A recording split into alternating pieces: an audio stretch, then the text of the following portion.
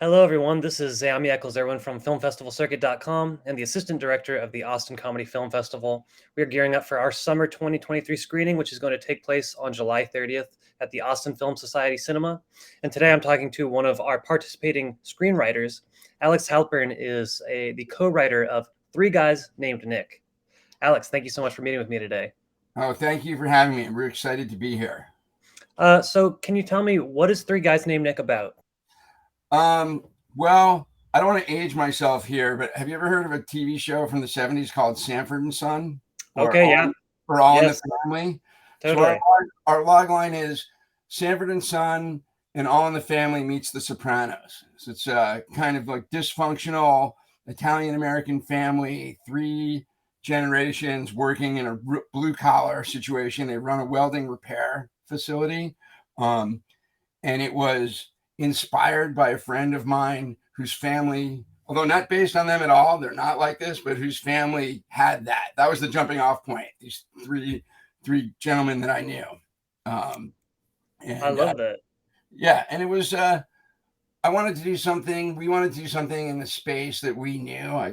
We're the three writers. We're all three Italian American, and we grew up in and we're New Yorkers. I mean, I think that's probably different than Texas Italian Americans. It's a Right.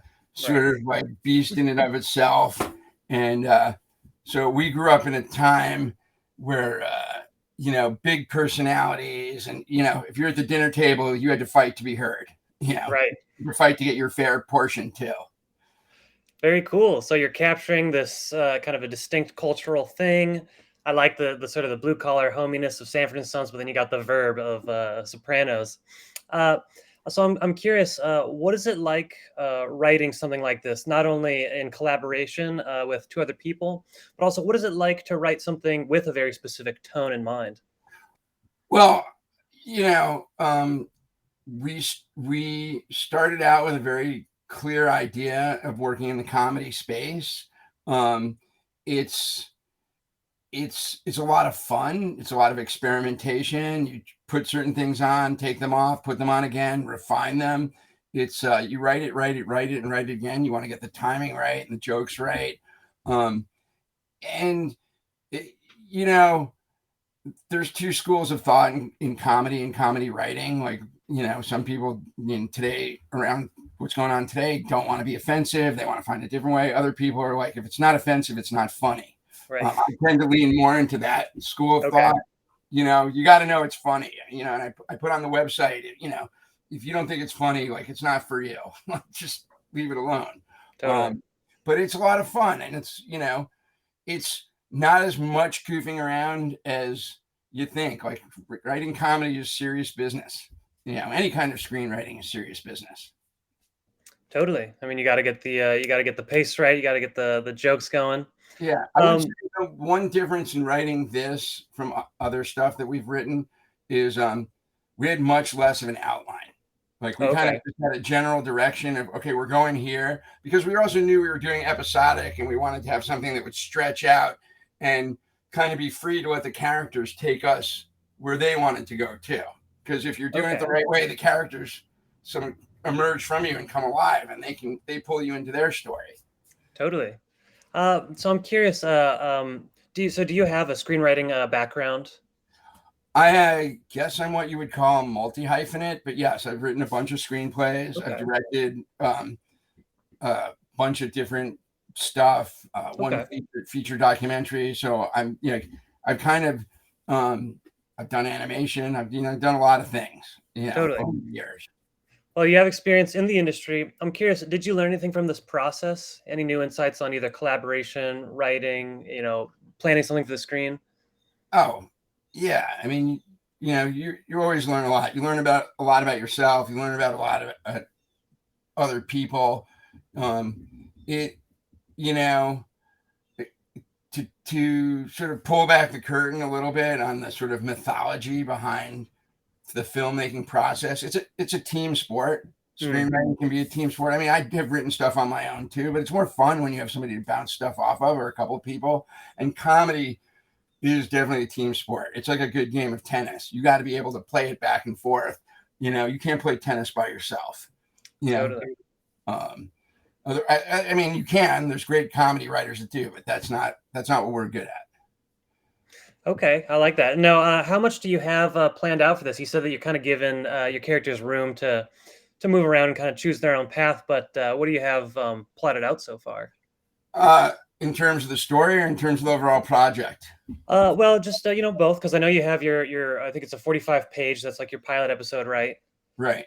So we have the 45-page pilot. We have a couple other shorter scripts started in process. We're thinking about building out the Bible. It's a really tricky time in the industry right now, apart from the strike. Even if the strike wasn't going on, things have shifted to a much more, and they've always been this way, but it's become an even more celebrity driven marketplace. So, if you're trying to get money from Netflix or places like that. So our next choice, animation is not inexpensive to make, but we'll come up with some concepts. We'll probably do like a sizzle reel. I mean, we're hoping to sell the show. We would like to, find this show on someplace like Adult Swim or Cartoon Salon, something like that, And right now, animation in general is the one area in the industry that's having a real sort of renaissance, and I think still drawing good audiences. Totally. It's the one thing that people can look at it and they can have a certain amount of suspended disbelief, or they can also laugh at stuff that if you had a live actor doing it, like you would never. It's hard to imagine Rick and Morty as a live action thing, or Archer, right? 2 hits today because their behavior is so unacceptable and sexist and misogynist. It's everything. It's everything that you can't, and that no live action actor would want to touch because they wouldn't want to have that in their thing. So I find that so we're excited about animation also as a more free space to work and experiment in. Totally. That's a very interesting idea. And yeah, you're right. These when it's animated, these characters act as sort of proxies. It's not associated with the voice actor. It's just associated with this fictional character, and there is a much freer space. I'm curious. So having being that you're kind of writing this with the idea of it being an animated series, do you also incorporate sort of things that you wouldn't be able to do, physically or cheaply in live action? I mean, is there a cartoon world logic, or is it more realistic? I think it's a hybrid. I think it's a mix of both. So there's definitely stuff like we had shot a little trailer a long time ago. The original place that this grew out of was we had been asked to come up with some short film ideas for Saturday Night Live. And this was one of the ideas that we did, but then it was like a 3-minute thing. So yes, there's a cartoon logic, but I think it's more the same kind of cartoon logic that a show like Archer would use. Okay. Maybe not quite as, or I think Rick and Morty is like pushing just the edge of it, because that's Rick and Morty has definitely got its own cartoon logic, right? And totally goes the way Warner Brothers cartoons would go, or something like that. Right. I think also some of that's going to be, that's going to be dictated by the artists, the visual artists that we collaborate with. If you find the right visual artists to collaborate with, they will also bring something to it in that way. Like, hey, we could do this little piece of business while the characters like in the welding workshop, that you wouldn't be able to do with a live action scene because we too dangerous, or characters can pop up and disappear in certain ways. We had this one thing where Big Nick's sitting in his chair, and the chair is like on this giant kind of ratcheted like pole that he can like go out of his retractable roof and look at his little mini empire of welders and stuff. And I see you down there. I know you're up to no good. Let's break more work, you sons of bitches. So yeah, that kind of cartoon logic, right? Okay, yeah. He's not going to fly or ping pong or stretch his face, things like that. Or like the cartoon logic where, the character like could get hurt, like cut their finger with a saw, but it's not a fatal wound. It's like, they can just wrap it up and like, whereas in real life, if you cut your finger off with a saw, you wouldn't be sewing back on with a staple gun yourself. I will say that, as I'm talking out loud, and just cut me off because I can just totally keep talking. Some of the logic and cartoon logic is inspired by stupid shit that we would do as kids, and remember it, and we're like, man, that could have gone so wrong, but what if we did this and took it that much further? Like there's a Oh, whole totally. element of that in our creative process too.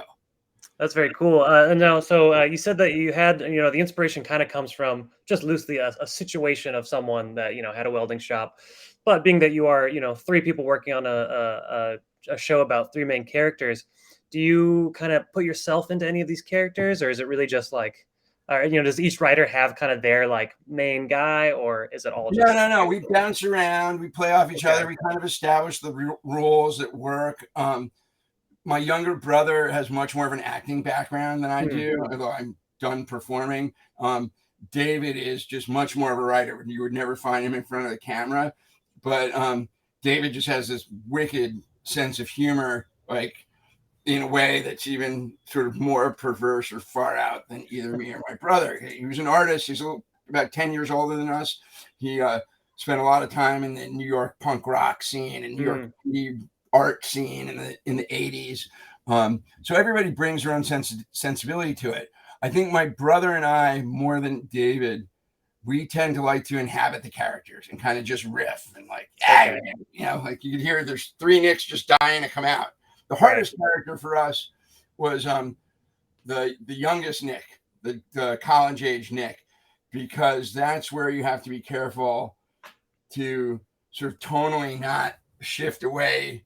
You set up this kind of outrageous tone with the other two, and and then you have this character that's kind of like the straight guy in the Marx Brothers, right.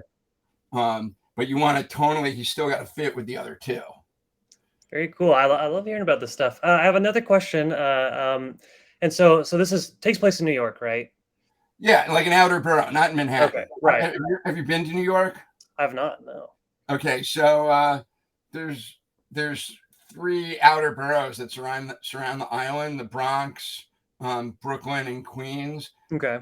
Our sort of outer borough is an amalgam of all three because they each have their own unique thing, but we've taken ideas of all three and pushed them into one, and set it, next to, I think in our last draft, it was set next to some polluted canal, right? Like some industrial canal in Maspeth. Or Bayshore, Bayside, it's like, and I don't know why, like for some reason, water is also an important element for us. I'm not sure. I haven't figured out why yet, but it's like we knew we needed the welding shop to be near a place where there was a moving body of water, even if it was kind of polluted, because maybe that moving body of water metaphorically offers a chance to like flush stuff away from them. Right. But yeah, it's set in the outer boroughs in a sort of industrial, and also, New York. You're in Austin, right? So I don't know. I'm in actually Portland, Oregon. Oh, you're in Portland. Yeah. Oh, shit, man. Well, Portland's changing every day. That's true. I've been to Portland. Okay, awesome. Yeah, I love Portland, but I don't know if I don't think Portland ever had like a kind of industrial kind of part. Not so much, just kind of old warehouses, but yeah, I don't think not that active industrial zones like you expect in New York. So imagine those old warehouses, but filled with machine shops or people making stuff. Like that was a part of New York all the way up until like the last 10 years. Now there's pockets of places in New York, but New York has really become, it's really like, doesn't have any more of that manufacturing. But for us, the blue collar element was also important. And I think in the 70s, I grew up, I'm aging myself a little bit, but growing up in the 70s and 80s, New York was also a much more sort of neighborhoody kind of place. Like there'd be the Italian neighborhood and the Polish neighborhood and the German neighborhood and Chinatown. And, everything now is just kind of mushed together. So for us, there's a cultural, ethnographic kind of preservation aspect to setting the show where it is with these guys the way they are. Because we know that's a feeling culture. That's like, they're not going to be there anymore. And they're probably not there now. You might find one place like it. A few years ago, we were going to try and shoot this script. We were toying with the idea of shooting it as live action. And we found a place in Brooklyn, which was like a big welding repair shop and a warehouse and had a gantry. And we were going to go there and do it. And the guy had sold it. So we had to shoot it in this like we either had to press go and do it in this 4-month period before he was turning it over to the new owners, or we weren't going to get to do it. So there's an element too, I guess, a sort of anti-gentrification sort of feeling for us. And don't get me wrong, I'm perfectly happy to go to like a friend's house who lives in a nice neighborhood. It's not like but you know, I feel like it's just, you know, there's an element of toxic capitalism that drives the housing market in certain places in a way that kind of, you know, not ruin, but kind of diminishes the character of it. You know, places are more interesting when you have more interesting characters in them. You know, I don't know about you, but I love to travel and explore, you know, and I find that the more sort of down to earth, I have no interest in being on a yacht somewhere. I'd much rather be in a gritty neighborhood eating street food or going to Manila and walking around. Totally. Well, I love that you're capturing that, you know, regional specificity as well in the script, because so many of the, especially the animated comedy, they just take place in, you know, Main Street, USA. That's not part of the identity, except for maybe something like King of the Hill, where it's about Texas. I love that this is kind of about, you know, a more solidly identifiable, maybe even historically rooted New York. Well, I think King of the Hill is an excellent reference. I mean, I love that show.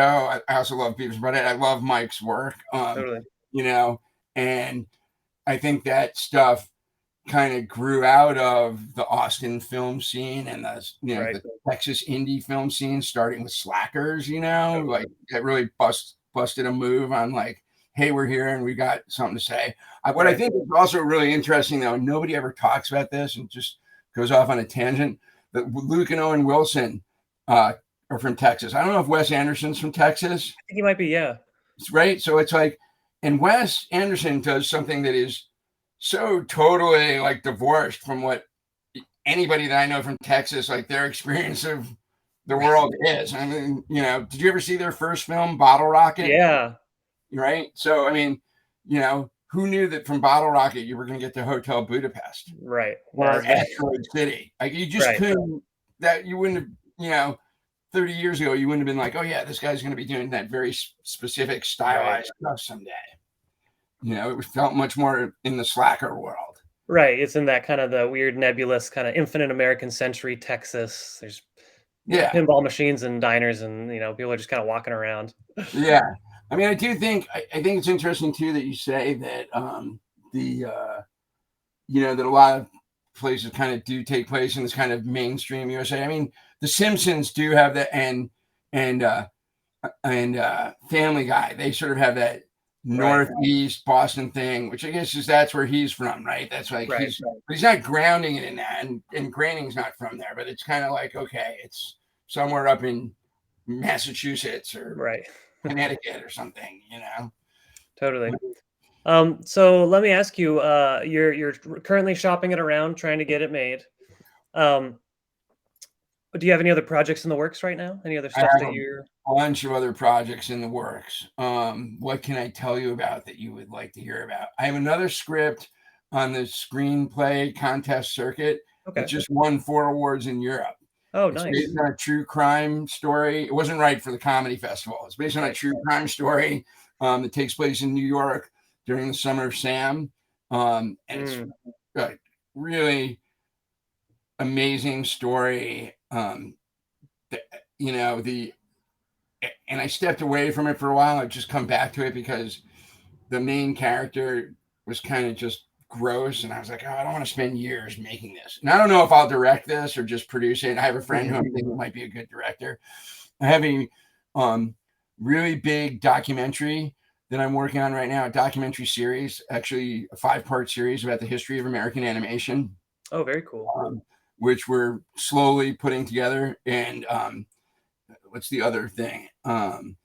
And I have like a couple of other scripts that are in different stages. And I have a short film. God, sorry, I have too much going on. I have a short film that just premiered at the San Francisco Documentary Festival. And we're showing it Real Screen Pittsburgh in a month, although I'm not supposed to say that. About this guy, Rory Cooper, who runs a lab at the University of Pittsburgh called HURL, the Human Engineering Research Lab.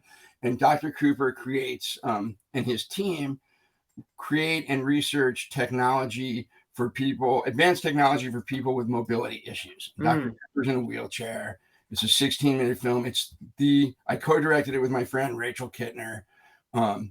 It's literally the most restrained thing I've ever done. I think you can see from our interview, but this one, it's like, and we're really proud of it. I'm really proud of it. And it's been a very interesting journey working in that space, because I've done a lot of documentary work, and you come into it thinking like, I'm a trustworthy guy. Like, I'm going to tell your story the right way. Like, look, my first big film was a story called Nine Good Teeth, about my own family, my Sicilian American grandmother. Like, I went deep and exposed all the family secrets. Right. It's a personal essay film. You could trust me, but we had to work slowly and patiently to win trust over that community, because the disabled community, or the other abled community, has been far too victimized on Instagram and places like that by what they call disability porn, where it's like, see people with a, being like, isn't it amazing that they can do that? And some of it's right. cool. Like, I don't know if you've seen the guy in the wheelchair who's like part of Nitrous Circus, or should be, down these ramps. That guy is crazy. I wouldn't do that with both legs, but no. But there's other stuff, and so that's a good one. And then we'll see. I mean, I fully expect. I also have this indie road movie that I've been writing for 2 years now that I'm trying to wrap up. It's about a mermaid who has been living in Montana for 200 years. She was sort of dropped off from when people were in horse and wagons, and wound up living there. And she works at a place in a mermaid show. Have you ever been to so you know what a mermaid show is? Right. And one day she just decides to leave, that she's got to make it back to like a point on the coast near Santa Cruz, where she's going to rejoin a pod of mermaids. And she gets picked up on the way by a serial killer, kind of like a Rutger Hauer in The Hitcher. And they have a crime spree. So it's like, wow. Yeah, and then they get dropped off, and he falls in love with her. So it's like, for the first time in his life, he has real feelings, and he can only hold on to them for a brief second. So I love all these projects. This is great. Yeah. You have so many irons in the fire and a lot of momentum. I think that's super valuable.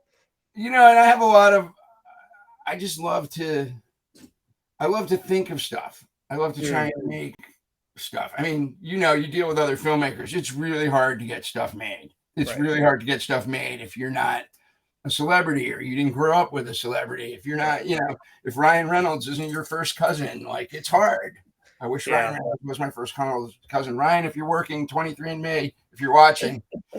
Actually, Paul Rudd, if you're watching, I just read about you doing that music video, and I'd love to work with you.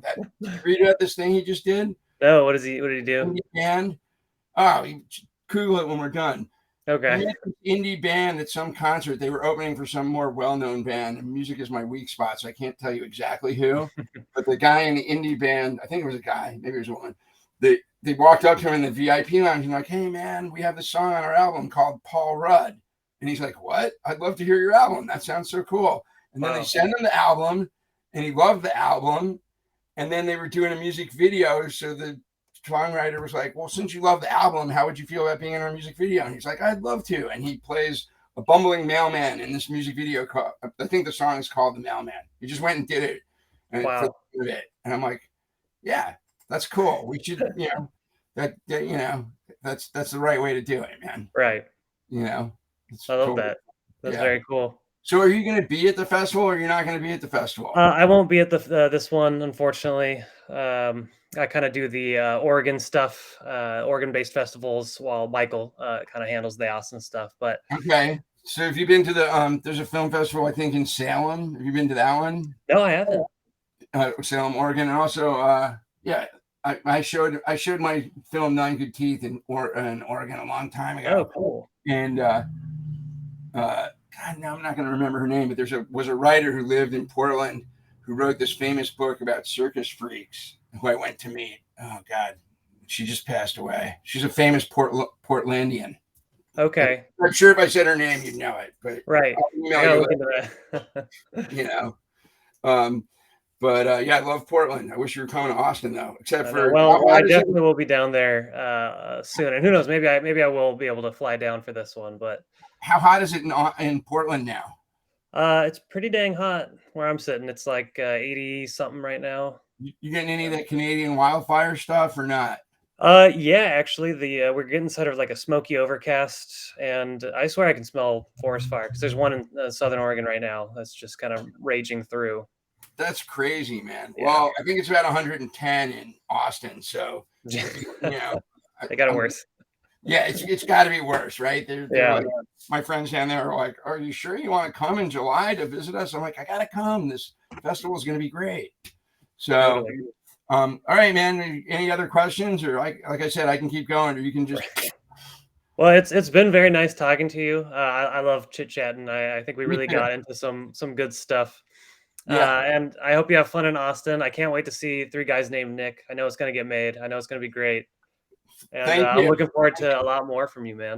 Thank you. We're going to give you guys a big thank you when it gets made. We really appreciate the opportunity to showcase it for the first time at your festival. It's really a great honor. So thank you for having us. Well, Alex, it's been a great pleasure, and I'm sure I'll see you around at a festival one day. Okay. Take care, man. Good Take luck. care. Bye. Bye. Bye. Bye.